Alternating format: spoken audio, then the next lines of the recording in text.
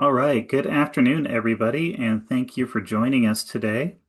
We are at, I believe, our fifth session of the Emerald Ash Borer University for the spring 2026 semester.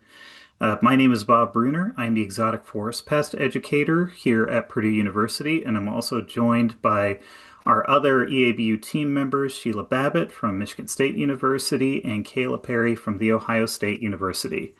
And I just want to say thank you to both of them for helping put all of this together.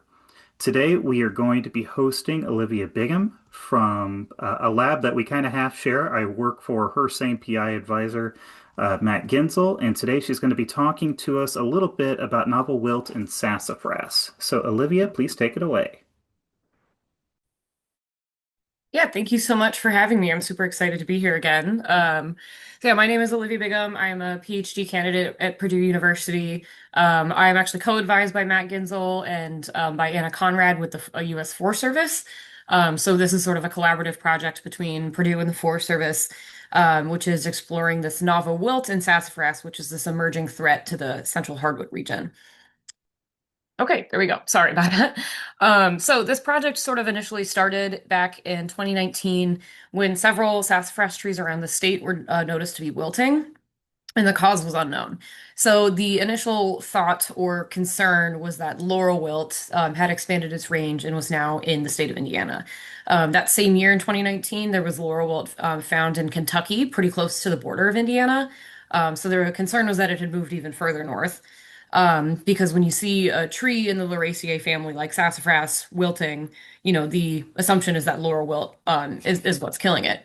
So several trees were cut down and sent off for testing with University of Florida, and then with further analysis was completed with University of Kentucky.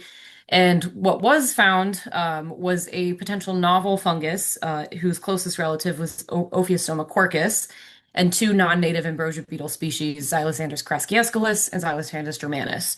However, laurel wilt, neither its fungus, the causal agent fungus, nor its insect vector was recovered in 2019. So since 2019, more and more sassafras trees were noticed to be wilting across the state. But really, the full range and the causal agents were pretty unknown and undefined. So I started my work in May of 2022 to sort of answer these big questions of like, what is killing the trees and where are they? So why is this even a concern? The presence of ambrosia beetles is pretty concerning for many reasons. A lot of these are non-native, and they typically, as through the ambrosia beetle life cycle, they emerge from a tree as an adult. They carry a little bit of fungus with them. They find a new tree to bore into, where they then farm that fungus and use it as food. And then they go through their life cycle, reemerge as adults, and carry that fungus to the next tree. Um, Most of the times in their native range, this isn't really much of a problem. Unfortunately, though, with the non-native species, and even some native ones, sometimes they can become vectors of plant pathogens, and that those eventually become deadly to the tree. So in 2019, there was no known connection between this potentially novel fungus and the beetles that were recovered. But what is sort of concerning is that the two beetle species that were found are sort of generalists. They do have the symbiotic relationship with a specific species of fungus, but they are also sort of known for picking up and eating other things. Especially the Ophiostoma fungi causes these little sporulates, like clusters of sticky spores that beetles can walk through and then carry from tree to tree. And ophiostomas are also known pathogens. Things like Dutch elm disease is in the Ophiostoma genus, and several other plant pathogens are related to the to that genus. So it's a concern that we have something potentially new here. So, like I mentioned before, the big project goals that I wanted to accomplish in my PhD was determining the range of wilting sassafras, identifying what insects and microbes are associated with these wilting trees, and then determining if those microbes recovered are pathogenic to the tree through Koch's postulates. So the first big thing that I tackled was the range of sassafras, just trying to find where these wilting trees are. And we've developed a pretty good range map for that, I think. So before I started in 2019 to 2022, there were these four counties down here in southern Indiana, shown in red here. And that's mostly where things like Hoosier State Park, Morgan Monroe, Yellowwood, a lot of these park areas are concentrated down here, and this is where the initial trees were monitored and noticed. So once I started in 22, in that first year, we actually identified 13 new counties. And then each year after that, we are finding more and more counties every year. So looking forward to updating this map after this field season. But we have so far have a total of 24 counties. And 15 of these counties are the ones that are filled in but don't have this cross-hatching. These are counties in which people have reached out to me and said that they have seen wilting trees, but I just haven't personally seen it. And so because we're sort of in very early days, sometimes trees just die, and so we have this is what we would consider sort of like unconfirmed reports. And then we have these other counties with the hatched lines in them that I have personally seen the wilting trees that we're looking for. So this is more of our like confirmed reports of wilting trees. So seems to be pretty concentrated down here in southern Indiana. However, there are a lot of wilting trees in Tippecanoe County here where Purdue is. So, going sort of hand in hand with documenting the range of the wilt, became documenting what these trees look like as they wilt. And so we've broken it down after 4 field seasons now. I think we've broken it down into these 4 categories of patterns of wilt that we see through the course of the season. So, beginning sort of in the middle of the summer, sort of mid to late July, is this individual leaf wilt that we see. And that's where just individual leaves on the tree start to wilt. And it typically starts with this like edge, this brown necrotic sort of edge that moves from the distal end of the leaf into more medial. And then by the end of July, those leaves sort of add up, and now it's a branch dieback. And then in early August, it's more of a canopy dieback as more and more branches wilt. And then finally, at the end of the summer, and even moving into early fall, we this is when we see the most wilt. This is when like full crowns have started to wilt in trees. And so it really starts to begin to get obvious towards the end of the summer. Within the next couple of weeks here is when I'll start seeing the like sort of initial signs of wilt. Another thing that I constantly get asked, I do a lot of these sort of talks and talk to a lot of people about trying to find these trees is, okay, how do I know that it's not laurel wilt? Even within the range of laurel wilt, people are asking me about this. So, after seeing hundreds of wilting trees now, I think I finally am starting to pick out some differences. So laurel wilt staining is very, very dark, very, very striated, and sort of these clear, distinct bands of staining right under the bark. Whereas sassafras is not quite as clear lines, like it's a little bit more fuzzy looking almost. Additionally, laurel wilt staining really seems to be right under the phloem, like right under the bark, whereas sometimes with sassafras wilt, the staining isn't as superficial. It's more deep in the xylem. So sometimes you really have to kind of dig for it. So these are just sort of the two major differences that I see in laurel. Yes, and so for laurel wilt, from what I have read and what I've learned talking to other people, seems to be pretty wet still. Like the laurel wilt, this staining is caused from these tonsils that basically that form in the vascular tissue, and so it blocks up a lot of the sugar movement. And it's still like a very, very wet sort of texture, where sassafras wilt appears pretty dry to me. Okay. Um, so part of the way that we were able to find all these wilting trees to document them is we created this reporting system that has been really useful. So we created basically a handout that sort of described the wilt and what it looked like. And then we created this dedicated email, which is just sassafras.wilt@gmail.com. And then there's also this QR code you can scan, and that'll take you to a Qualtrics survey where you're able to report any photographs you have of wilting trees and GPS coordinates and whatnot. I have found that the email has been a little bit more useful for landowners at least. So I wanted to include this in the slideshow in case any of you watching have noticed any wilting sassafras trees or know anybody that has wilting sassafras trees and would be willing to reach out to me on their behalf. Well, this is very annoying. My slides are just not advancing at all. What if you took it out of presenter and just left it as normal slides? Yeah, I think I might just have to do that. Um, from we from all of these wilting trees that we found, we cut down a bunch of them and have brought them back to the lab here at Purdue to see what things are living in and on the trees. So one of the first things we wanted to look at was the beetle species that are present in the material. So in order to do this, we cut down 12 trees, and we cut them down into about foot long bolt sections, waxed the ends to keep moisture inside, and then put them in these rearing buckets, which are basically just big 5-gallon buckets with a collection cup at the bottom. So anything living in the wood would emerge and then fall into the collection cup at the bottom. And through that, we have found 8 beetle species from within wilting material, the overwhelming majority of which are Crassicausculus and Germanus, which is what was originally found in 2019. We do find a couple of other random species, but these two really seem to be the major players in what's happening with the wilt and the trees. So these are non-native species that have many hosts. Like I said earlier, they're sort of these generalist species, but a main part of their biology is that they're attracted to already stressed hosts. They intentionally seek out trees that that are currently stressed from drought, from soil compaction, from any number of reasons, because it makes it easier for them to make homes in the tree. Essentially, there's a limited immune response from the host tree. So that tells me that these trees are likely stressed before anything starts happening with the wilt. So then sort of switching to the microbe side of things, we've been collecting a lot of material and isolating a whole lot of fungus from stuff, and we have so far cultured 44 different morphotypes. So that means that we have isolated 44 different types of fungus across these hundreds of samples. And we've been working through identifying a lot of them. We're finding some things that are pretty potentially not really damaging to the tree, almost maybe beneficial, things like penicillins and trichodermas.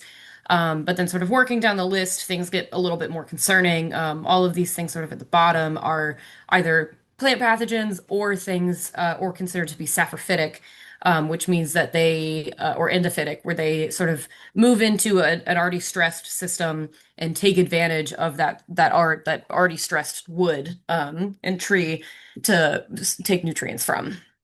But through all of this culture work that we've done over the past four-ish years, we have not recovered anything we have not recovered laurel wilt at all, nor its insect vector. So whatever's going on is certainly not laurel wilt. And that, still begs the question of what is it then? So two major things that we found that I want to highlight is this Fusarium solani, which Fusarium solani is a species complex. It is sort of a catch-all species name. It's got roughly 50 species, I think, with like sort of under this umbrella name that haven't really been detangled out. But it is something that we're finding super, super common on the wilting trees. I've isolated it from stained xylem tissue, from beetle galleries, from beetle bodies themselves. And what's interesting is that the species complex may be the causal agent for something called Fusarium dieback. So it's concerning to me that we found so much of it. Um, Additionally, we have found two novel Ophiostoma species. The first one, which I refer to as isolate 178, which I recovered in 2022, is a genetic match for the isolate found in 2019. So sort of that original thing that was isolated. And then last summer in 2025, I isolated isolate 783, which is shown here on the right, which is seemingly another novel Ophiostoma, but it is not a genetic match for the previous two isolates. So we have done a lot of phylogenetic work with this to sort of figure out what's going on. And this paper is actually out in review right now. This is one of the figures from that paper, and basically, this is a phylogenetic tree built from 3 different gene regions combined into one tree here, and it supports that the Ophiostoma recovered in 2022 clusters with the two isolates recovered in 2019, indicating that this is a novel species. So this paper, like I said, is in review and should hopefully be out published soon, where you can read all about this novel fungus. We have the tentative name is hopefully after it's published, it'll be not tentative, but Ophiostoma lauricola is what we're calling it. Lauricola sort of means of the Lauraceae, so a reference to the host that we found it in. But super excited about this. Hopefully that is out soon. So in order to test the microbes that we've recovered, we go through something called Koch's postulates, which is used in human pathology and also plant pathology. And basically, the core principles is that you find something in abundance on symptomatic material, you grow that in pure culture, reintroduce it, or you introduce it to a healthy host, and then if you're able to recreate the symptoms, that's when you can say that this microorganism causes a pathogen. So this was an experiment we did last summer. We had two time points that we did inoculations at, one sort of in the early season and then one in the later season. In the early season, we tested Ophiostoma 783. In the later season, we tested Ophiostoma 178, which is again that novel fungus that we're working on naming. But in both treatments, we had a mock inoculation, which was just a plain sterile PDA plug, and then the Fusarium solani, was all completed in both inoculations. So we cut away a piece of the bark, put a plug of the fungus in, covered it in parafilm, and then just kept the trees well watered and sort of observed them over the course of the summer. One thing that was really interesting that we noticed on the trees that we weren't necessarily expecting was this like buildup of sort of necrotic callousy tissue around the wound site. Um, so with the fusariums, with all the trees in the fusarium treatments, there was a very wide range of what this looked like. The one here on the left is about a centimeter long, and it's like this really black necrotic tissue with like some bark cracking. And then this was the one on the right is the longest one that we had, almost 4 centimeters long. And there was a significantly more callus tissue deposited here and pretty extensive bark cracking that went on either side of the wound site. With the ophiostomas, we saw something similar, but it just wasn't as large of a response. Some bark cracking, some callus tissue being deposited, just not quite as much as the fusarium. One thing that was very interesting, though, is on one of the trees in this treatment, a canker sort of formed on the outside of the bark, or some sort of necrotic tissue deposit right here on the outer bark that was 45 degrees away from the wound site and then below the wound site, which was interesting. And we were able to actually recover Ophiostoma fungus from this section of tree. Um, and then finally, this is the mock treatment. A wound was made, a little bit of callus tissue was deposited, but you can see it's a very different response than from introducing a fungus. So then at the end of the experiment, we cut down all the trees, peeled away the bark to see what was going on under the bark in all that vascular tissue.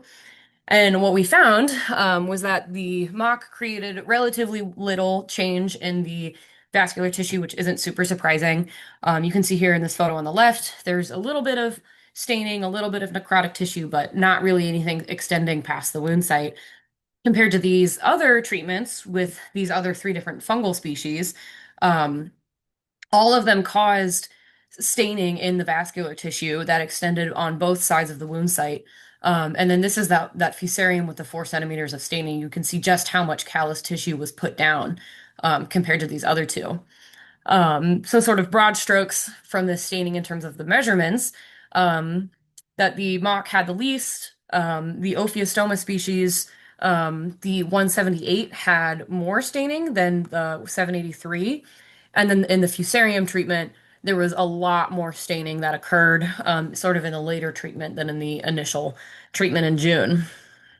And this is that data represented on a plot here. So this box here on the top is the first inoculation. This one on the bottom is the later inoculation in August. In June, all of the treatments separated out. In August, the Ophiostoma did not separate out from the fusarium. But I want to point out that the scales here on these two graphs are a lot different. So basically, the scale here on the bottom graph is a lot larger than the scale on the top graph. So there was, across these two fungal treatments, there was a lot of staining that occurred in both of these treatments compared to in the original or in the June inoculation, there was staining, but just not as much. But so from this, we know that the fungus can cause staining, that all three fungus that we tested can cause staining. But of course, the major thing that we're looking for is foliar changes. We're looking for that crown wilt. Um, and so that was sort of the major thing that we were watching as the season progressed. So this is the mock treatment pre and post. Not a whole lot of change. There was a little bit of this scorching that occurred on the leaves just from being in the greenhouse, but overall, not a lot of change. Um, this is the Ophiostoma 783. So this created some change in the crown, definitely like a loss of turgor in the leaves, and they turned red, which was sort of strange, but still had a little bit of this sort of wilt like presence here. But the surprising thing was that at the base of the sort of near the root collar of the tree were these canker-like like necrotic tissue deposits at the base of the tree that were independent from the staining caused by the wound site. So the wound site staining did not extend in a straight line all the way down to the root collar. There was staining, a gap of healthy vascular tissue, and then this necrotic tissue deposit started again. And what was very interesting is that I was able to recover the Ophiostoma fungus from all of these necrotic tissue deposits. So we know that the fungus is able to move through the tree somehow, and that it is able to cause these sort of cankery appearing sites. This is Ophiostoma 178, that novel fungus that we're working on naming right now. So after within 3 weeks of inoculating this tree, there were some pretty significant crown changes here. A lot of foliar damage and sort of very droopy, wilty leaves. And then within 5 weeks, that tree was actually completely dead. And three of the trees in this treatment were completely dead by the end of this experiment. And then we saw the same thing in with this root collar tissue as we saw in the previous treatment.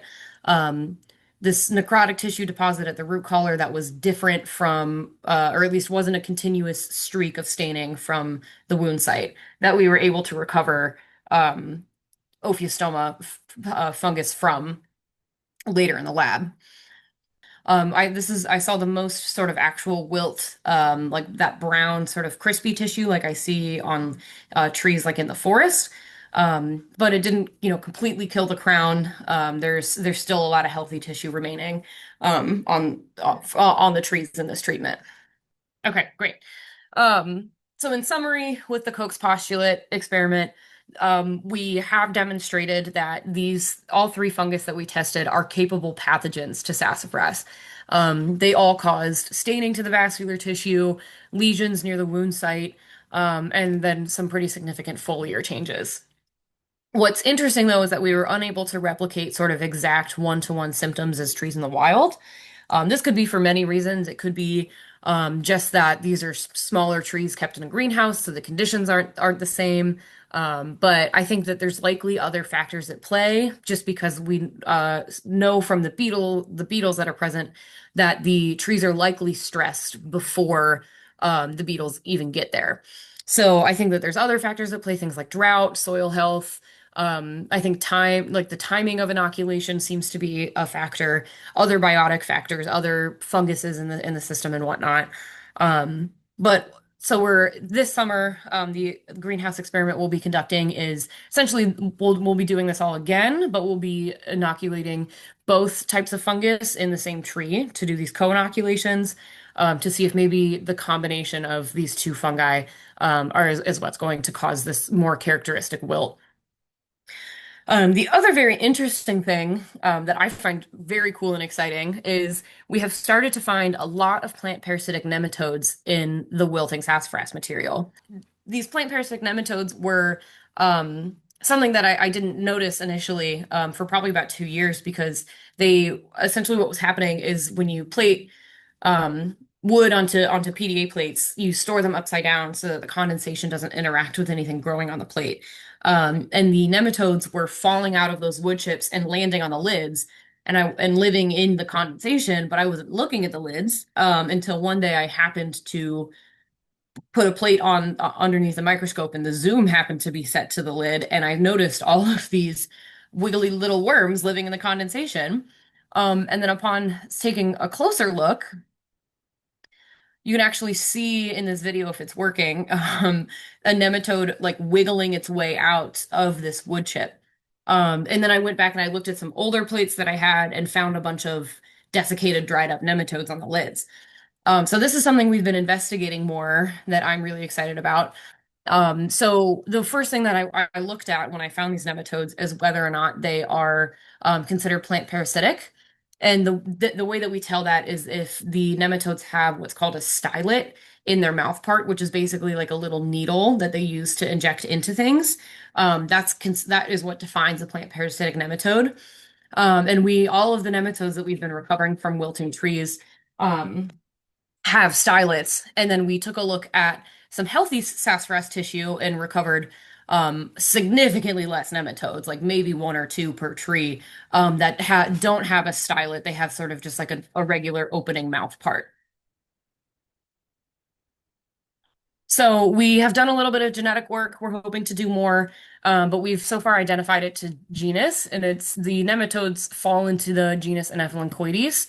And this is something that we've recovered from wilting leaves as well as vascular tissue.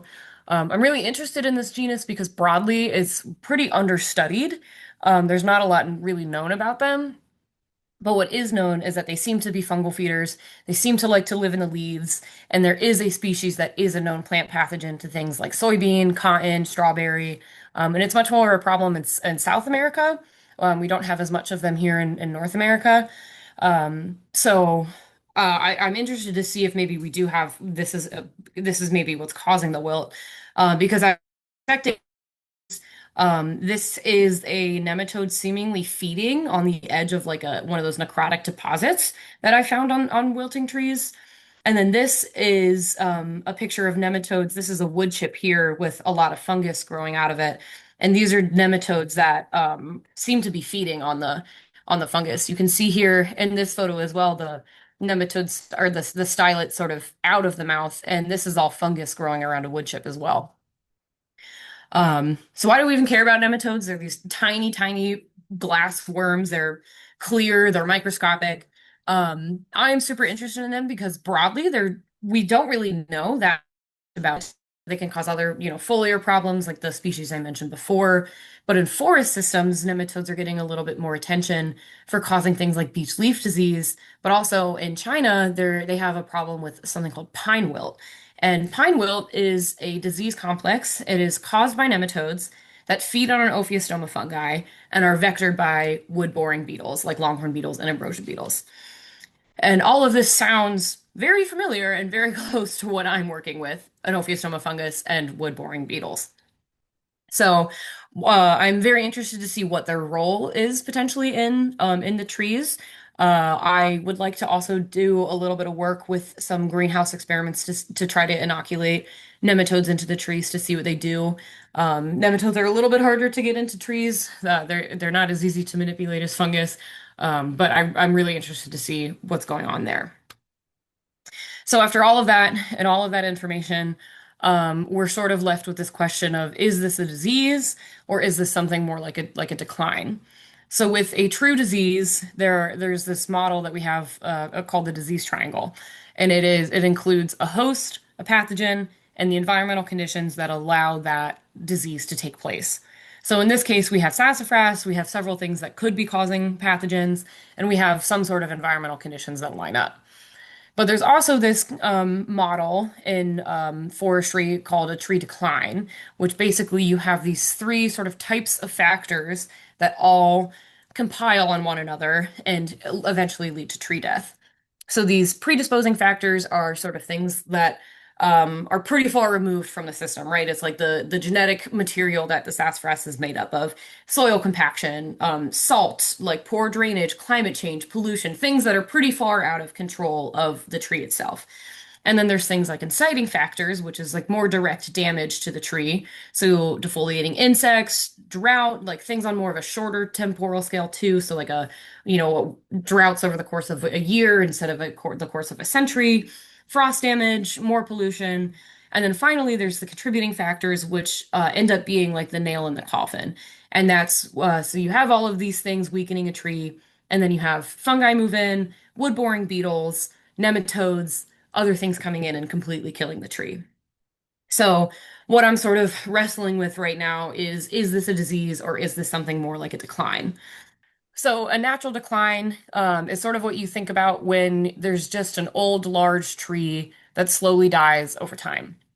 So it is still the combination of multiple factors um, that lead to the stress rather than a single pathogen, but it's usually the combination of long-term environmental stressors that lead to the to this tree death. So it's like lots and lots of experience of drought on a large tree, on a large old tree that maybe doesn't have the carbon stores to deal with it. Also, a major difference is that natural declines typically impact these large trees that are slowly sort of rotting, compared to a disease decline is a much more multifactorial causation event, where there's more than one combination of environmental fact. There's a lot of environmental factors, but then also these abiotic agents or biotic agents that lead to the tree death. So there's there's insects, there's pathogens, all sort of causing this massive storm.